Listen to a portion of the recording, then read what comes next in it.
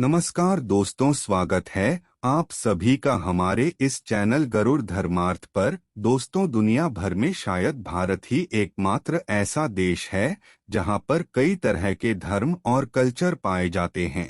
इन्हीं में से एक हिंदू धर्म, जिसमें कई तरह की जातियां पाई जाती है। इन सभी जातियों में अपने अलग अलग खान पान है। वैसे कई लोग ऐसे भी होते हैं जो हर तरह का खाना खा लेते हैं, परंतु वही आपने देखा होगा कि अक्सर ब्राह्मण समाज के लोग लहसुन और प्याज नहीं खाते। इसके पीछे लोग अलग अलग तरह के रीजन बताते हैं, परंतु हिंदू धर्म के वेद और पुराणों में इसके बारे में काफी कुछ लिखा गया है। ये जानते हैं ऐसा क्यों है? तो दोस्तों, कोई इसके पीछे की वजह को साइंटिफिक मानता है, तो कोई रिलीजियस यानी धार्मिक। वैसे इनका जीवन जितना देखने में सिंपल नजर आता है, ये उससे कई ज्यादा कठिन होता है, क्योंकि समाज में ब्राह्मण कहलाने के लिए इन्हें कई तरह के टफ रूल्स को फॉलो करना पड़ता है। एक एग्जाम्पल के तौर पर देखें तो ये सिर्फ प्योर वेजिटेरियन फूड ही खाते हैं,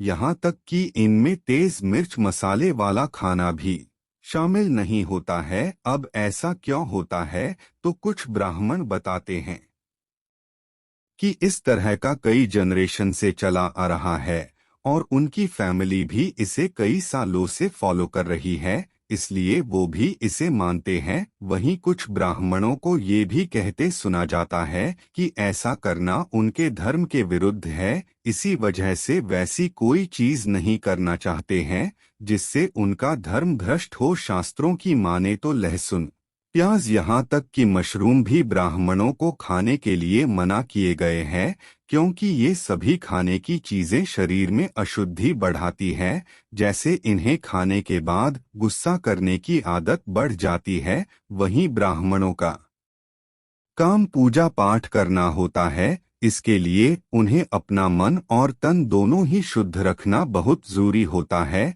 जो सिर्फ पूरी तरह से सात्विक रहकर ही किया जा सकता है। वहीं प्याज और लहसुन सात्विक की जगह राजसिक और तामसिक भोजन माना जाता है, इसलिए ब्राह्मण समाज में लोग इसे नहीं खाते। आइए अब जानते हैं प्याज और लहसुन ना खाने के पीछे छिपे धार्मिक कारण। हम सभी ने समुद्र मंथन के बारे में कभी ना कभी सुना या फिर पढ़ा ही होगा। कहा जाता है कि जब समुद्र मंथन हुआ तो उस दौरान समुद्र से एक अमृत कलश निकाला गया। ऐसा कहा जाता है कि इसकी कुछ बूंदें पीने से ही देवता अमर हो गए थे।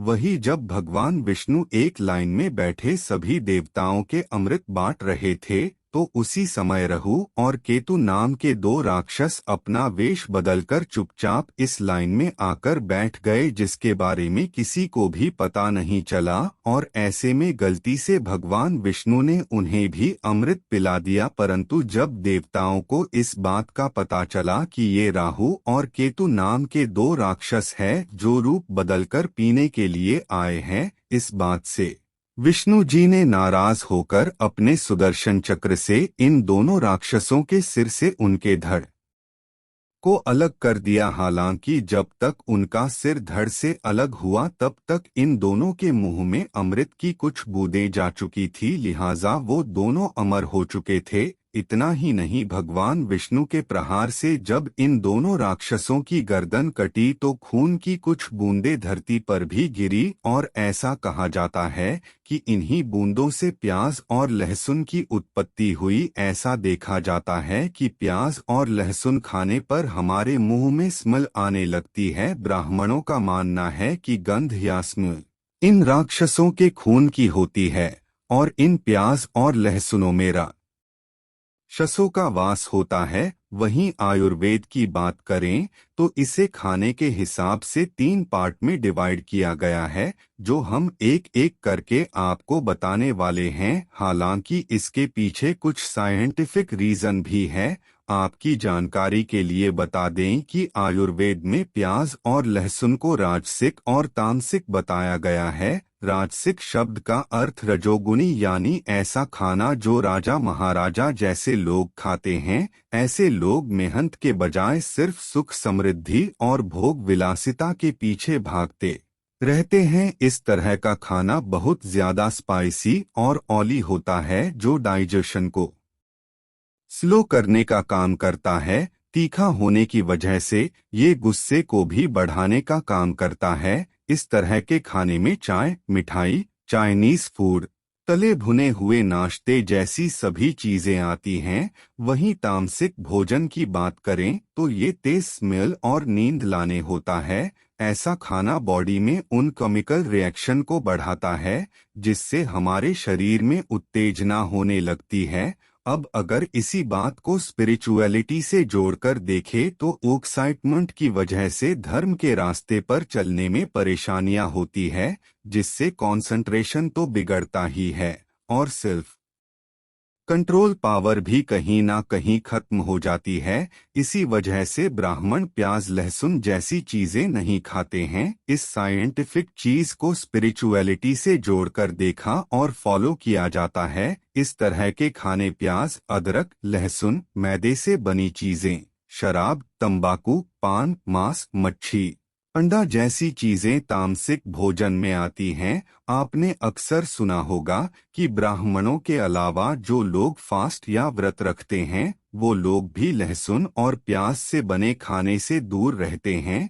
यहाँ तक कि भगवान के भोग या प्रसाद में भी प्याज और लहसुन को यूज नहीं किया जाता है। कुछ वैष्णव यानी बनिया कम्युनिटी के लोग, साधु संत, कृष्ण भक्त और जैन कम्युनिटी के लोग भी प्याज जरा भी खाने में यूज नहीं करते क्योंकि इस कम्युनिटी में ज्यादातर लोग लंबे समय तक व्रत रखते हैं या यूं कहें कि सात्विक रहते हैं और अपने रिलीजन के रूल्स को फॉलो करते हैं। अक्सर प्याज या लहसुन के बारे में कहा जाता है कि वो हेल्थ के लिए काफी अच्छे होते हैं। इसके साथ ये खाने के टेस्ट को तो बढ़ाते ही हैं, इसके साथ साथ कई बीमारियों से लड़ने में भी मदद करते हैं। प्याज और लहसुन बॉडी के लिए कितना फायदेमंद भी क्यों ना हो, परंतु प्याज लहसुन का यूज रिलीजियस और स्पिरिचुअलिटी के रास्ते पर चलने वाले लोगों के लिए नहीं है। चलिए, आपने ये तो जान लिया कि ब्राह्मण प्याज और लहसुन क्यों नहीं खाते। चलिए हम आपको बता देते हैं ब्राह्मण समाज का इतिहास। आपको बता दें कि ब्राह्मण समाज को दुनिया के सबसे पुराने समाज और जातियों में गिना जाता है। वहीं अगर वेदों और उपनिषदों की बात करें तो इस समाज का इतिहास सृष्टि के रचयिता भगवान ब्रह्मा से जुड़ा हुआ है। वेदों की माने तो ऐसा कहा जाता है कि ब्राह्मण शब्द भगवान ब्रह्मा से लिया गया है। वहीं ऐसा भी कहा जाता है कि आज के समय में धरती पर मौजूद सभी ब्राह्मण भगवान ब्रह्मा के ही। इन्हें तब से लेकर आज तक हर वर्ग और समुदाय के बीच उतना ही सम्मान दिया जाता है